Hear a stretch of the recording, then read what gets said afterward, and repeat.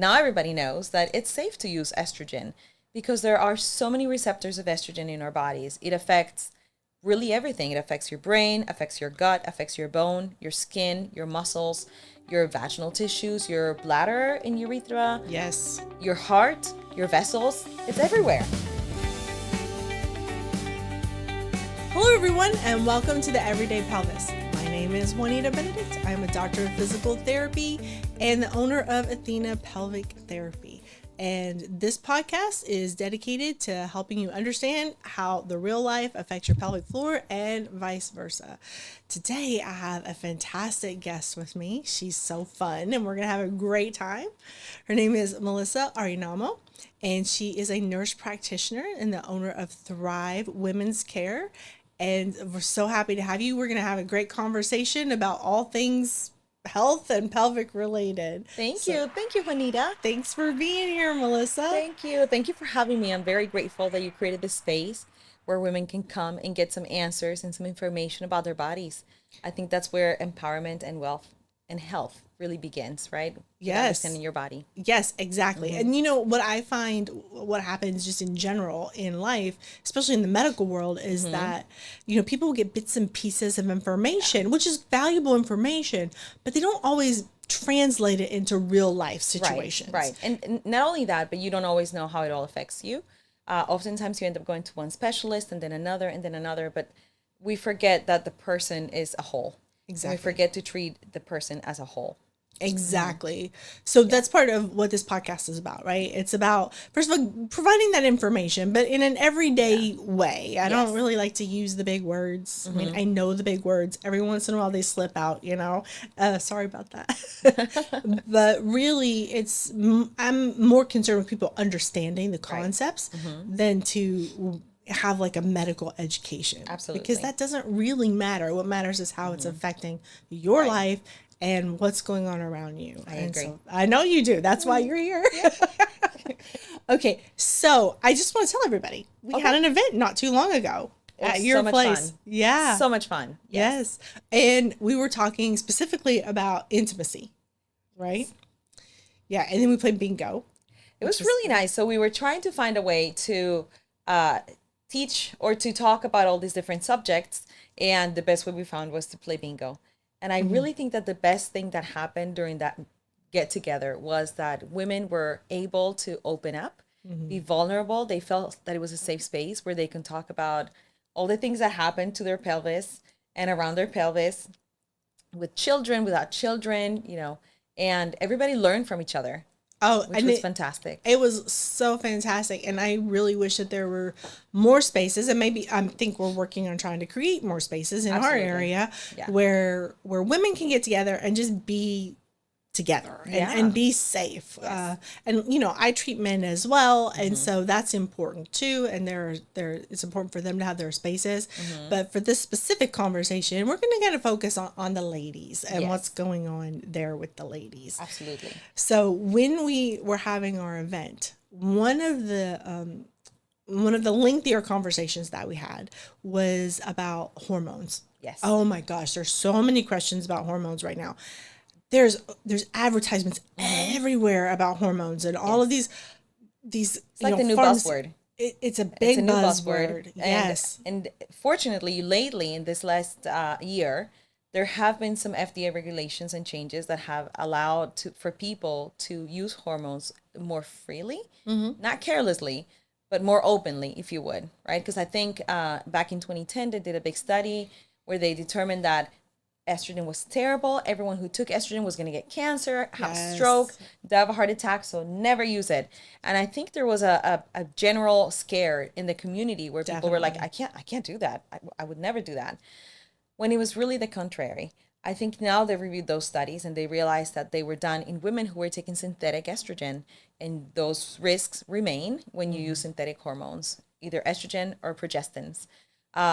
So that's where I think the word bioidentical became so popular. And that's why now we know, or everybody knows, we knew all along, but now everybody knows that it's safe to use estrogen because there are so many receptors of estrogen in our bodies. It affects really everything. It affects your brain, affects your gut, affects your bone, your skin, your muscles, your vaginal tissues, your bladder and urethra, Yes. your heart, your vessels. It's everywhere. Yes. So I actually talk about this a lot in my practice. I talk a lot about the importance of estrogen when it comes to muscle function. Yes.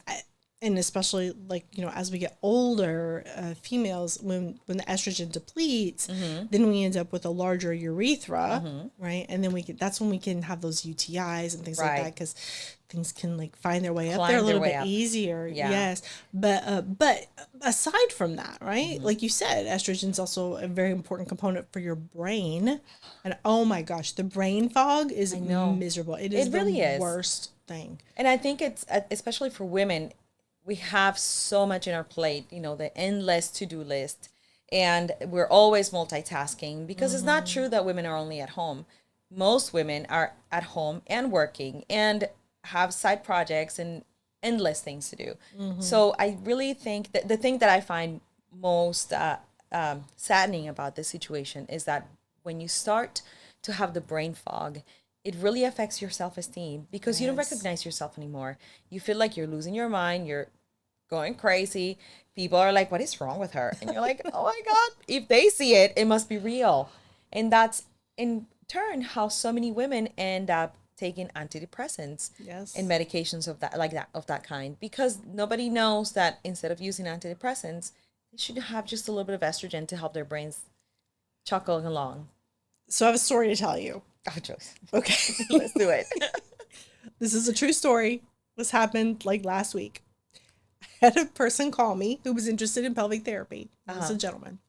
And, I am like, how you see me on camera is how I am. I'm yes. very real. But we were chatting. He scheduled an appointment, and then he asked me for the address of my clinic. Oh my God. And I just sat there. I could not for the life of me tell this man the address. I couldn't even remember where the name of the town. It was temporary, right? But I was like, but it's terrifying. and he goes, I said, well, it's going to be on your email. It's, so make sure you check your email. And then he says, okay. He goes, well, can you give it to me now too? And I'm like, I could. and I said, hold on a second. And of course, I don't have anything around me that has my address on it at the time. And I was like, this is horrible. So then it's really silent for a long time. And I go, okay, well, I think it's blah, blah, blah. And I gave him the address. And he goes, you think? I said, listen, I'm going through menopause. Struggles real. So the brain fog is real. And he starts laughing when he goes, do I really want to come and see you? I said, well, now you know. So if you come and see me, this may happen. This is what you get. It doesn't mean it's not in there. It just means it may take me a moment to retrieve the information. He just started laughing, which was good. Yes. But, and it's great whenever I'm going through one of those episodes, and then I have a pregnant person in there as well. And so she'll have pregnancy brain and I'll have menopause brain. Yes. And then we're like, what are we trying to say? But we understand each other. We know what we're trying to say. Exactly. Yes. But it is like professionally, if I didn't have the practice that I have and the freedom that I have to be very open and honest about those things, I could see definitely how it could be detrimental. Yes, absolutely. But without help, right? Yes. So when you're looking at hormones, then we're looking at like helping to resolve those kind of issues. Absolutely. And, we always talk about estrogen because we're women. Mm-hmm. But when we're talking about brain fog, another really, really important player is testosterone. Yes. Testosterone is that hormone that helps you also build and maintain bone and muscle mass. Mm-hmm. It helps you set boundaries. Is that hormone that gives you the stamina to get up and go, to start a new project, to wake up in the morning with your wits about you. Mm-hmm. And it's also very important for the brain mind, for the brain fog, the mind quickness, the fact that, I have to recall a name.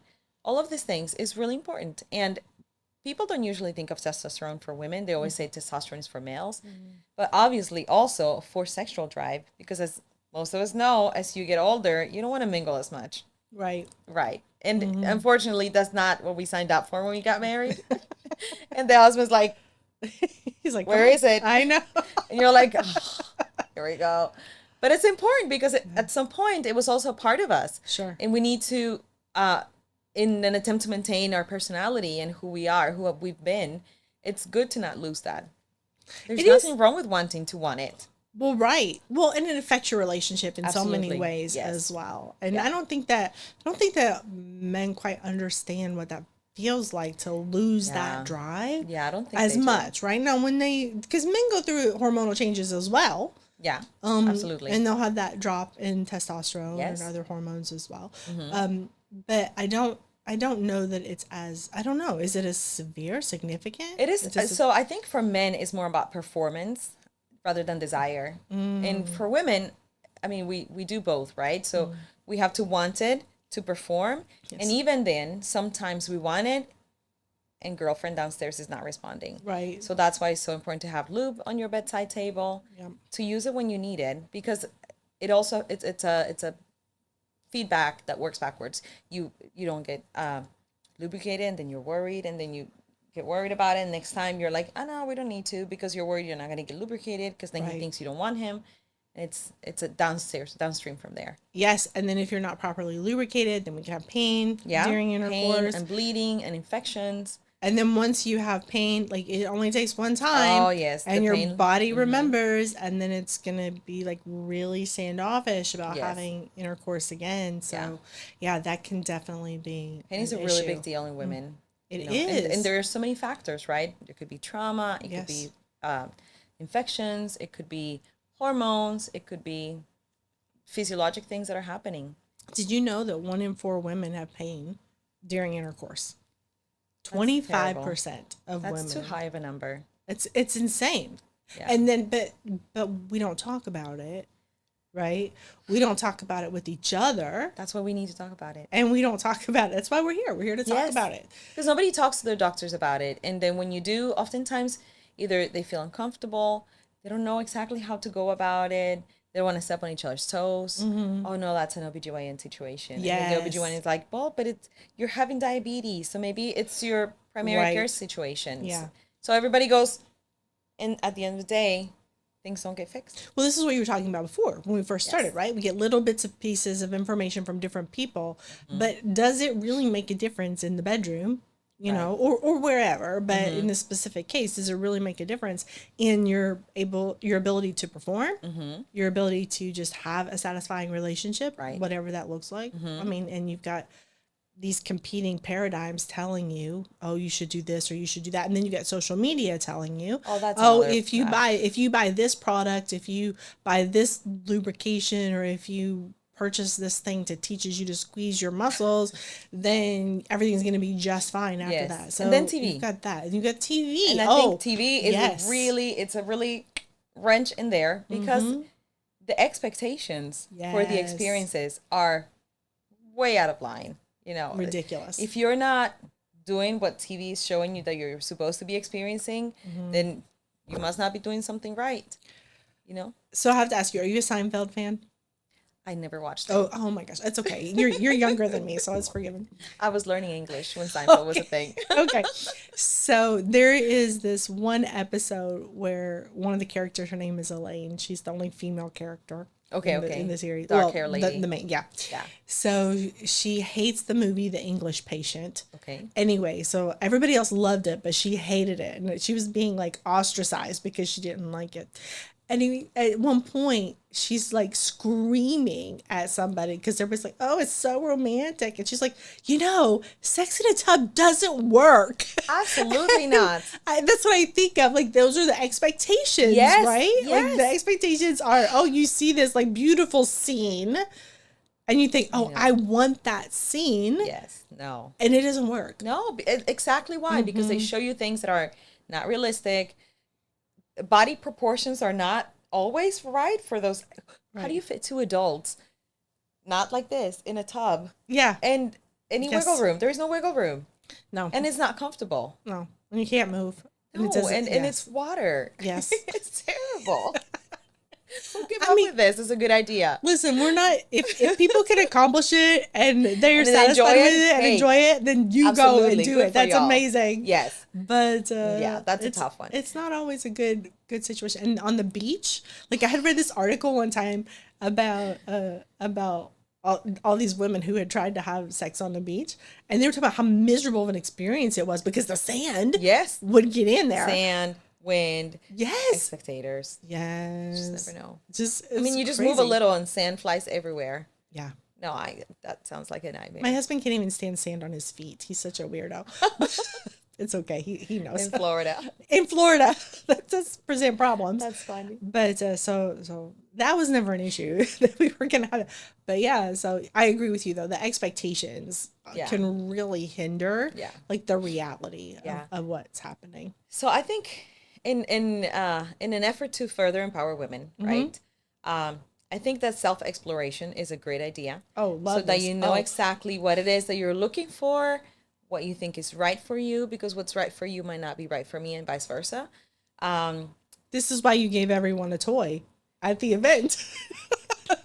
Yes, we had some toys because I think there's all kinds of beliefs. I personally believe that is self-care. You're providing for yourself what you want and what you need. And if anything, you're bringing forth to the relationship a tool. You're cutting in the exploration time, or if you want to explore, go for it. But you know how you feel more comfortable. You know what you like. You know where it feels best and where it doesn't. And you can guide your partner. I think with gentle coaxing, people are happy to satisfy each other, right? Yes, I think that's the goal. And I know that there are a lot of the gentlemen that I treat, like their big concern is their partner. Yes, make sure that everybody comes to the party and leaves happy. Yes, it's not, I think there's this kind of misconception that men are all about it for them. Yeah. But at least the people who come to me, they're more concerned with their relationship and their partner and trying to please their partner. It is sweet. I love it. I know. It's really nice. Only the nice people should come to me. You guys heard that? No, but I mean, just in general, I mean, it's obviously a sign of virility and health and all of that for men as well. But yeah, I think the same is true for women too. Yeah. But that's why 1 in 4 women will have pain during intercourse, and they just suffer through it because they don't know because there's so much that's shame. Not normal. Absolutely, and there's so much shame. We don't talk about it. Yes. So I can see and I can think of cases where the woman doesn't lubricate. She doesn't say anything because she doesn't want to give the partner the wrong message of I don't want you, you don't turn me on. And then she just silently suffers. But if there is a conversation, and I think that's why open communication is so valuable. Previous to that, you say, lately things are just really not getting really moist down there. Maybe next time you can help me through, blah, blah, blah. There's an array of things you can help to the situation. Yeah. And sometimes it's not even about the partner that you're with or even where you are in life, but, a lot of women have had sexual trauma. That too. Yeah. Throughout their life. And sometimes that can rear its head like 20, 30 years later. Like maybe you're fine or you've dealt with it however you can. And then 20 or 30 years later, you're like, oh, what's happening to me? Because now you're at a place where you're able to look back and see what actually happened and question. And then your body starts reacting to that, even the memories of that. So there's just it's very complex. Yes. Sex is a lot of very layers. Complex. I know. It's so fun, but it should be, it is difficult. There's a lot of players. There's a lot of factors that affect it. Yes. And then we have, we're talking about expectations. So you have the expectations from the media, but then on the opposite end, I feel like you have like religious and cultural expectations. Oh my God, yes. And gender roles and what should happen. Endless. Yeah. Yes. And so I have found that too can be a player in dysfunction. I love that you brought that up, actually. So I lived in Utah for a long time, and I find that again, everyone can have their religion and live it however they feel is best. But I feel that it's everyone's responsibility to do it in a more aware way, to make a conscious decision that this is your choice and you agree with what you're going with, right? Because I feel like a lot of people have this family belief that is not really their own, but they still choose to act on it, where they do this or don't do this because it's okay or it's not okay, it's sinful or it's not. And then you really end up interfering in the way your experience would have been had you not had all this interference. It's really running interference. Yes, and the expectations don't always match because oftentimes females have been taught to be pure, right? Like there's some kind of sacredness to virginity, which there's not. I don't feel that way. Now I know that there are other people who do, and that's fine. But there was this analogy. I don't know. I grew up in a very fundamentalist religion, and there was this analogy that used to be used that women who have sex before marriage, they're like gum that's been chewed. Yes. I heard Phil. Did you hear Phil? I did. Yeah, it's like gum that's been chewed. And so you don't want to be chewed by too many people, you know. You lose your flavor. You lose the flavor, you lose that newness. And I mean, think about how disgusting that really sounds, but also just about how harmful that is to a female who has to be so super protective of everything. Now, if it's your choice not to have sex until you're in a committed relationship or marriage, I honor that, and I think that's a beautiful thing, whatever that choice is. But I think that those kind of messages about gum being chewed, and there's millions of them out there, what that does is it tells you that you're not valuable unless you're perfect, right? And it also gives you permission to judge other people who are not living by the same standards that you are. But now you're supposed to go from this pure person to this rock star in the bedroom just because you got a ring on your finger. Because you know that the men are not... Yeah, the men are not socialized quite the same way. No, absolutely not. And so they're like, all right, we're going to have fun. It's going to be a good time. And females are like, oh my gosh. What's going to happen? Why are you getting so close? What is all that?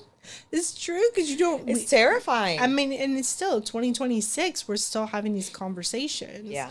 And that's why I think it's so important to come out and talk about all these little taboos that maybe some people do talk about it, and I appreciate when they do, but a lot of people don't. One of my daughter's friend from school, 2026, had her period and had no idea what was happening to her. Imagine, it's terrifying. There is no reason why your daughter should be in that situation. Or again, getting married and you have no idea what's supposed to, you have to perform. What is your part? I don't know. Nobody knows. Right. So I think for ourselves, for our sake, it's our responsibility to learn about our bodies. And also for us as older women, you know, trailblazing the space to help them get there. Help them learn their body and help them understand why this happens, why this doesn't happen. And if you want something different, how do we make you get there? You know? So I'm a little bit older than you. Just let's say we're the same. But we're not. So we have a little bit different experiences. We do have different experiences because when I was growing up in the 80s, I was born in the 80s. You were born in the 80s. Okay. I was born in the 70s, but that's okay. So, in school, what they used to do is every year, well, I think we were in fourth grade when it started. So 4th, 5th, and 6th grade, they would take the boys in one class and the girls in another class, which is okay. And they would talk about periods, but that's all we would talk about is periods. I don't know what they even talked about with the boys because the boys didn't share what they talked about. They were embarrassed. Because they were embarrassed because they were young. Yeah. But basically, we talked about periods, but that was it. So, which is okay. That's appropriate for that age, right? But that's like half the service that it provides, right? And so then the only way that I even knew even more about my periods, because nobody just talked about it at all then, and there was no social media, there was no internet. Yeah. I mean, maybe there was internet, but real people didn't have it, especially not in Podunk, Kentucky. But the only way that I even knew anything even a little bit more was I read this book called Are You There, God? It's Me, Margaret. Have you heard of this book? No. I think they turned it into a movie a few years ago. Okay. But it was from, I don't know, maybe like the 50s or 60s where they were talking about the pads with the belt. Are you familiar with this? So she'd have to put on a belt and then do this it was a whole contraption thing. And I'm like, am I going to have to do that? Like, I have no idea what that is. So that was however long ago, 40 years ago, 50 years ago, 40 years ago. It was a long time ago, but it's sad to me. So there's a lot more information out there and people should. 1970 was when the book came out.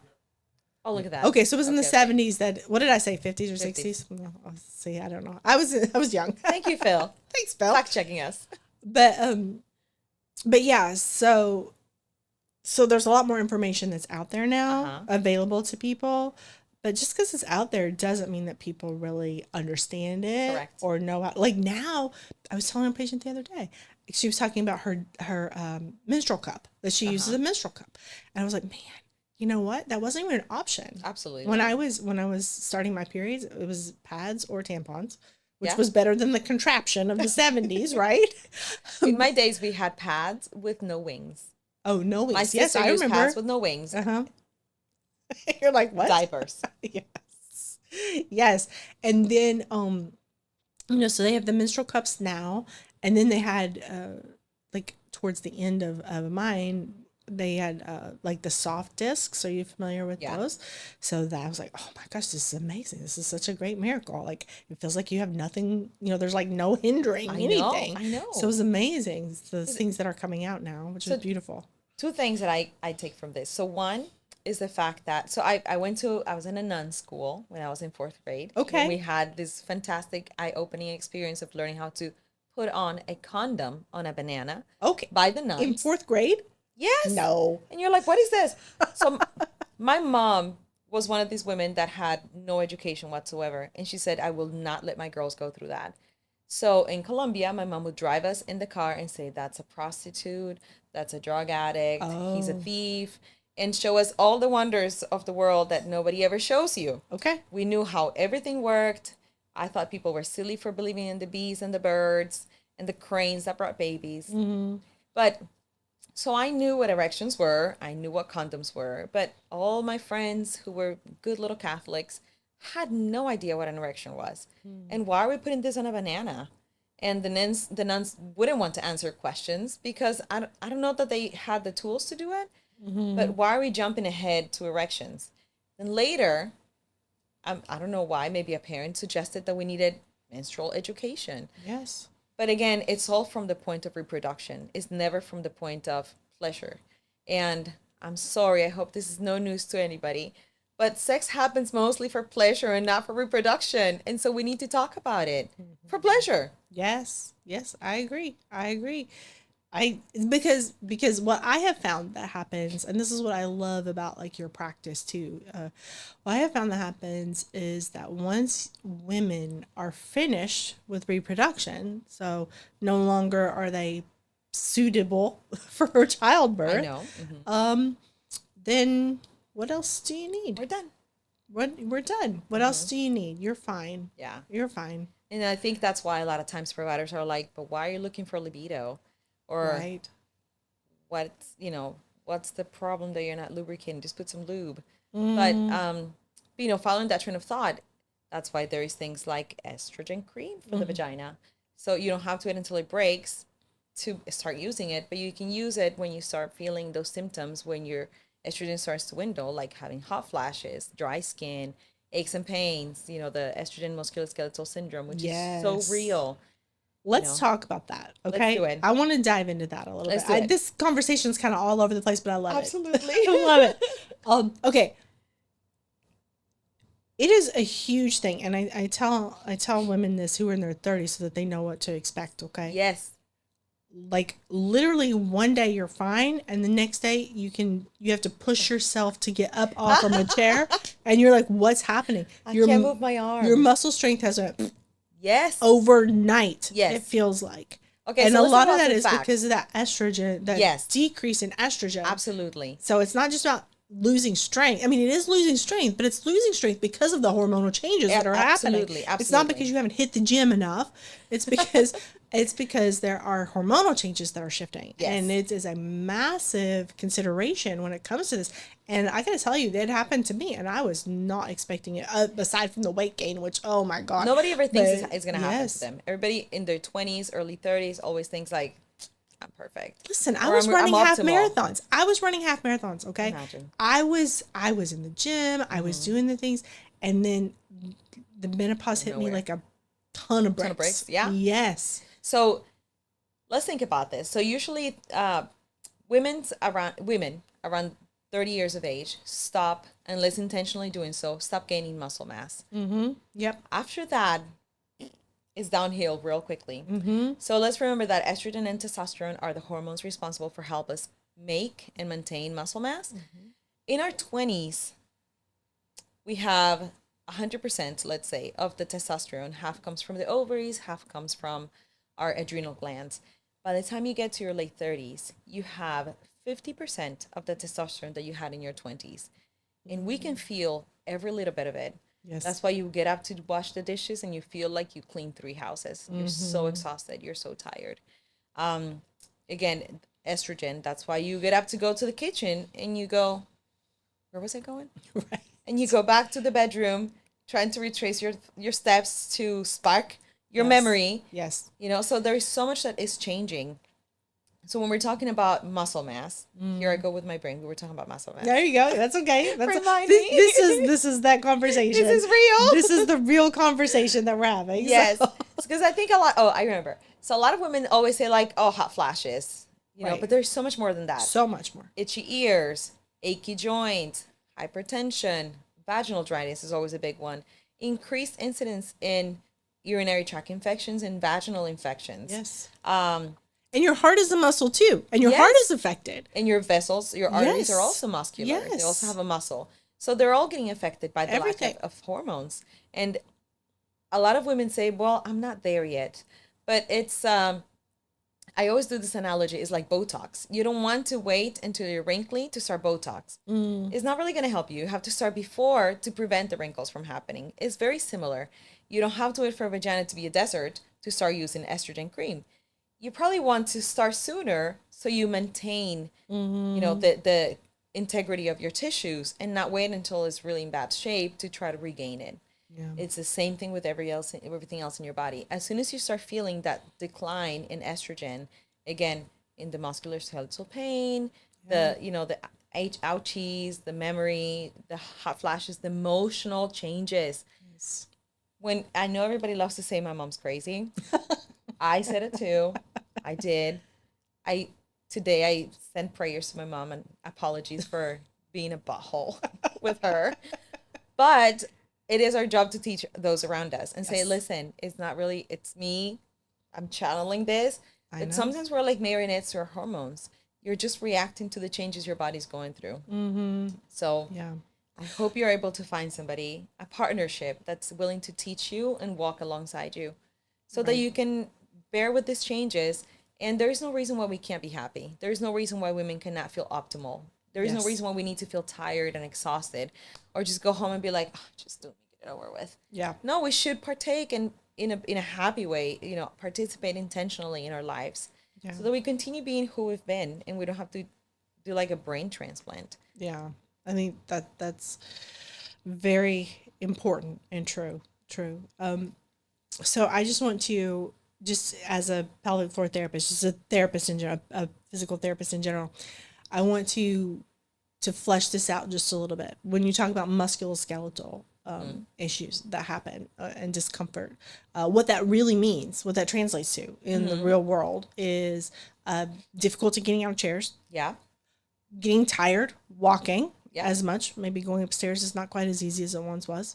Maybe you have a lot of hip pain. So there's a lot Yes. of research that talks about hip pain And shoulders. during menopause. Yep. And then we can get some frozen shoulders Yeah. and some other issues with the shoulders, but just general fatigue because your body is having to work extra hard To maintain because the- it doesn't have the fuel Yeah. that it once did. And also when it comes to the weight gain, with menopause, part of that is because our muscles have declined, right? And our muscles are energy machines. Yeah. So when our muscles are Not consuming as strong, much. yes, when they're strong, they're consuming so much, and then when they start to decline, then Well, this extra we're not energy getting extra. that's going to get stored. It has to get stored somewhere. It gets stored in the liver, Yeah. subcutaneous fat, like all these other places that Visceral we don't fat, really want it. Visceral which fat, is the most visceral dangerous fat one, is a the one big that- thing. Yeah, it puts I'm you high risk telling for you. cardiovascular disease, diabetes, Yes. fatty liver. Yes, so women are at risk of a lot of things simply just because of hormonal changes. I know. And you know, as a pelvic floor PT, like when people come to me for things like painful sex or urinary incontinence or UTIs, like frequent UTIs, I don't just talk about that. We look at, hey, what's happening with the rest of your body, because the rest of your body is telling us, those are just symptoms. Yeah. Like what's actually happening. And it might just be some hormonal changes, and that might be something that I, of course, would call you and be like, hey, Melissa, I'm going to send somebody your way. Can we do this? Yeah, and I think nowadays, since the word's on the street and people know that it's okay to use hormones, there are so many different ways that you can use hormones or incorporate them into your daily life. You know, different creams, gels, injections, pellets, you name it, pills. You know, there's patches, everything. And there's, for me, the one thing that I always say is, if you, as a mom of your family, whether you're married and have children, single mother, just married with a husband or wife, there is no reason why you should be miserable. Because when we are miserable, everybody around us is. We are really good at making everybody else miserable too. I don't know what you're talking about, Melissa. Yeah. I never do that. I only make people happy that are around me. Why is he laughing? He's laughing. Phil's laughing. I must make him miserable too. That's funny. All right. But it's so true. So I mean, just being selfish, you know, you have to be happy for yourself, but also being mindful that our moods, our changes affect everybody else around us. It really does. It really does. And we are the temperature setters, generally, in familial dynamics. Yeah. We can be the ones that can pump things up, or now that's traditional. I know that that's not true with everybody. But oftentimes it is. But oftentimes it is. Women are the ones that set the mood. Yeah, we do. We kind of control that for sure. So that's good information to know. Let me ask you, if someone started hormone therapy, how long would it take for them to start to see differences? How would they know? So it depends on the modality that they use, right? There are things like creams that are more gentle, if you would, a more gentle way to start therapy. It affects your skin, the weather, your level of physical activity would affect the absorption, and therefore how much of the medication you would have in your body. So usually with something like that, or even maybe a patch, you would see significant improvement in about 3 months. Okay. I think slowly, small, gradual changes you can see, maybe like, oh, I'm having less hot flashes, or I'm sleeping better through the night. You can notice, but really full changes like, oh my God, remember when? In about 3 months. Okay. Okay. Yeah.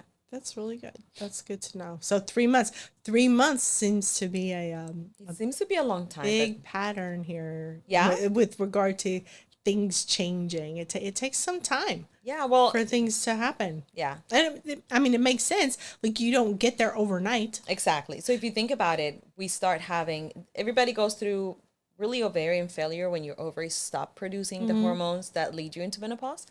It's maybe anywhere from 5 to 10 years, 15 years sometimes of the journey. Right. And so it's very gradual. Yes. And little by little, you start seeing little changes that make you think you're going into menopause. So the same thing is backwards. You know, if we cannot start you in a really, really high dose. So, you know, we start with the lowest possible dose that we think will be efficacious. And like it took us 10 years to get here. 3 years is not that, but 3 months is not that bad. Right. No, not at all. I think. Yeah, it's not that bad. But I think, again, some people who want to be, you know, ready in the bedroom and be who they were before, 3 months seemed like an eternity. But sure. You know, and we also have to do this safely. It's good to have labs so that we can not treat the labs on the patient, but have a guideline of how our therapy is affecting the patient. I think it's always very helpful. I agree with you. 100%. Good. Oh, this has been fun. Yes. Have you had a good time? I always have a good time with you. It's always fun. We have a great time together. We do.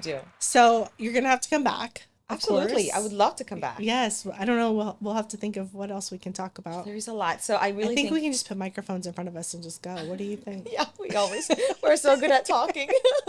But I really think that our practices are really complementary. I think so too. Because I mean, I see males as well as females.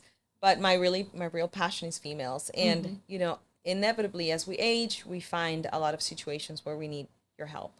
Yes. I end up sending a lot of people to you. Not only for like, you know, pelvic stuff, but also postural.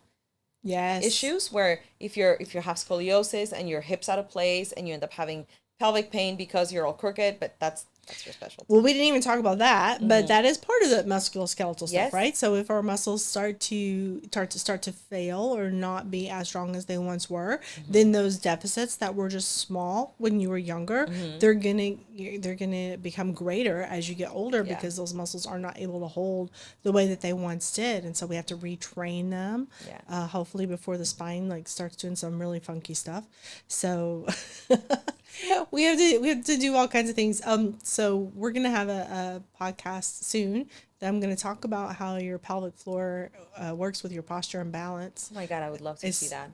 Yeah, it's gonna. I feel there's a lot of people in our generation that had some sort of scoliosis, but were not drastic enough to have surgery. Right. So they kind of fell off the wayside. But here we are, half crooked.